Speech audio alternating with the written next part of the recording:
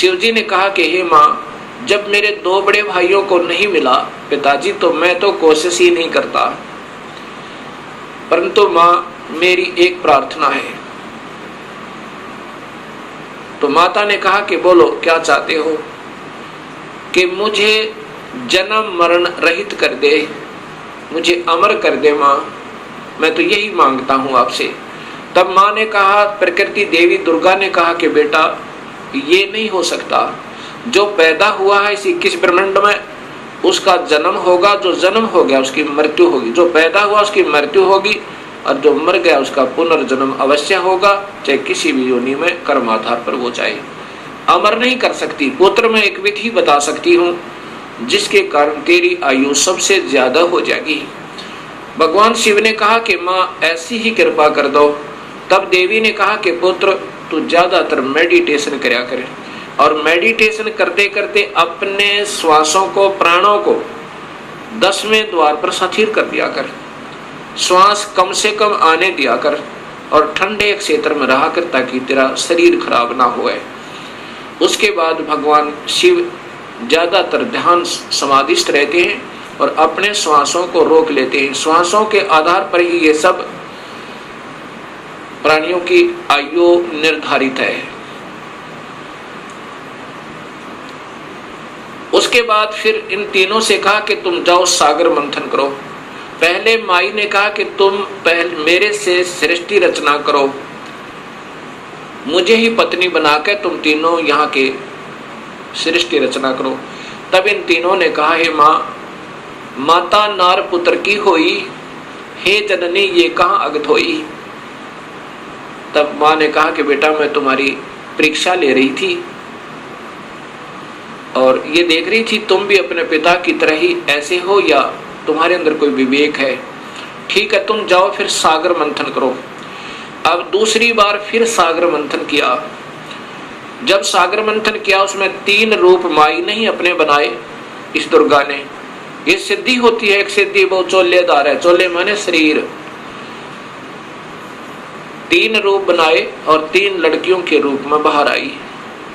वो तीनों के तीनों ब्रह्मा विष्णु महेश तीनों लड़कियों को लेकर के माँ के पास आए। माता ने पूछा कि पहले कौन सी निकली थी?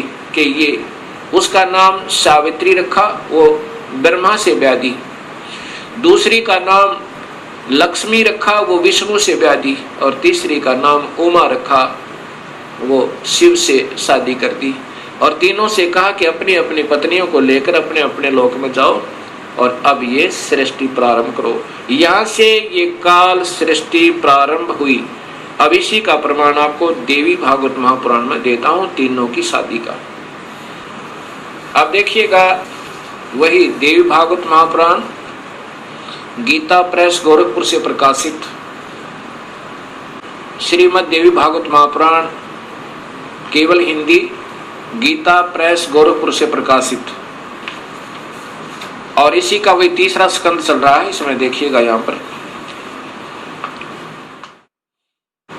इस प्रकार मुझसे आज्ञा देकर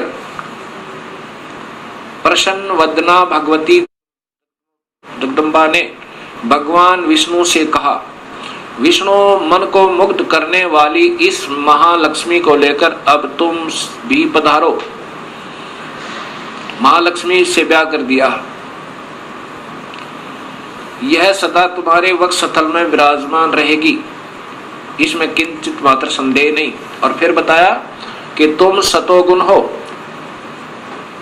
तुम एक महान पुरुष हो, तुम्हारे पास सतोगुण की प्रधानता रहनी चाहिए, तुम अर्थात तुम सतोगुण हो। अब फिर आगे देखिए, ब्रह्मा जी कहते हैं, देवी ने कहा, शंकर मन को मुग्ध करने वाली महाकाली गौरी नाम से विख्यात ये उमा है, तुम इसे पत्नी रूप से स्वीकार करो। तीनों का ब्याह कर दिया। कैलाश की रचना करके वहीं रहो। एक यहाँ नकली कैलाश और बना रखा है इस शिवलोक में। तुम्हारी लीला में तमोगुण की प्रधानता रहेगी, सतोगुण रजगुण गौण रहेंगे, ये गुप्त रहेंगे, वास्तव में तुम तमोगुण है। अच्छा, फिर आगे देखना, यहाँ फिर कहा है, ब्रह्मा जी बोले कहते हैं कि इस प्रकार कहकर भगवती जगदम्बिका ने हमें विदा कर दिया। उन्होंने शुद्ध आचार वाली शक्तियों में से भगवान विष्णु के लिए महालक्ष्मी को, शंकर के लिए महाकाली को और मेरे लिए महासरस्वती अर्थात सावित्री को पत्नी बनाने की आज्ञा दे दी। अब तीनों का ब्याह कर दिया। दूसरे स्थानों पर हम तीनों की पुरुष रूप से प्रतिष्ठा हुई। ये फिर हम भगवान बन गए तीन लोग के।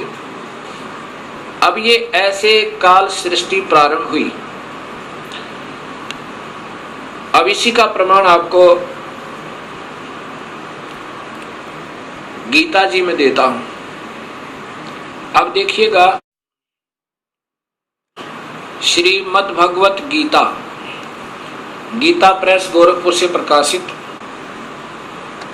गीता प्रेस गोरखपुर से प्रकाशित, और इनके टीकाकार हैं श्री जय दयाल गोविंद का,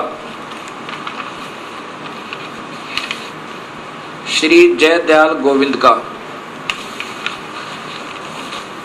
और ये सबसे पहले अध्याय नंबर 14 का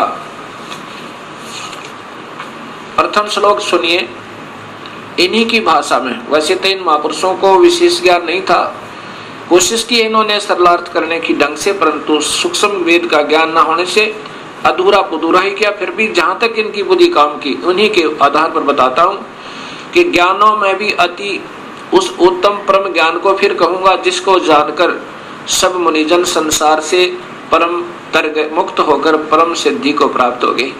कि अब ये ज्ञान समझ में आ गया ना कि काल कौन है।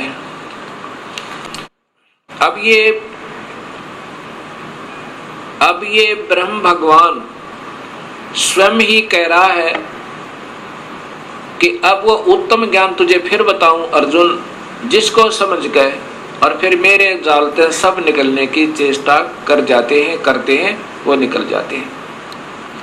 अध्याय नंबर 14 गीता जी के अथ चतुर्दशोध्याय।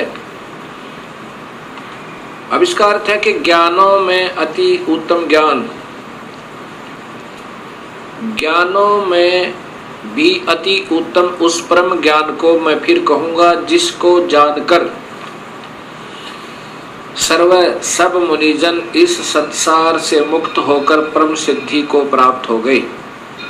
ये प्रथम श्लोक 14वें अध्याय का। अब द्वितीय श्लोक देखो।